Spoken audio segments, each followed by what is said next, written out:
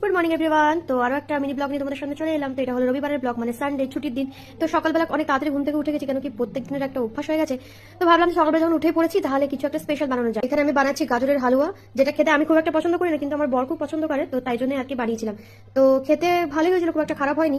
তারপরে এখানে যেহেতু রবিবার হলেই কিন্তু লুচি হবেই, তো সে কারণে লুচি, সাদা আলুর তরকারি, এদিকে গাজরের হালুয়া ছিল, সেটা দিয়েই ব্রেকফাস্ট করে নিচ্ছিলাম। তো তারপরে বর বললো যে চলো তোমাকে একটু ঘুরিয়ে নিয়ে আসি, কেন কি অনেকদিন থেকে যে মামাদের কিছু জিনিসপত্র কেনার ছিল, তো একদমই জামা হয়েছিল না, তো ভাবলাম যে যাই আজকে, তো সময় আছে। এদিকে আমি তাড়াহুড়ো করে একটু রেডি হয়ে নিচ্ছিলাম, কেন কি এসে আবার মামামের খাবারটা আমি বানিয়ে নিয়েছি দুপুরে, যদি আসতে দেরি হয় তো দুপুরের খাওয়াটা আমি বানিয়ে নিয়েছি, যাতে এসে মানে দেরি হলে ওকে খাইয়ে দিতে পারি।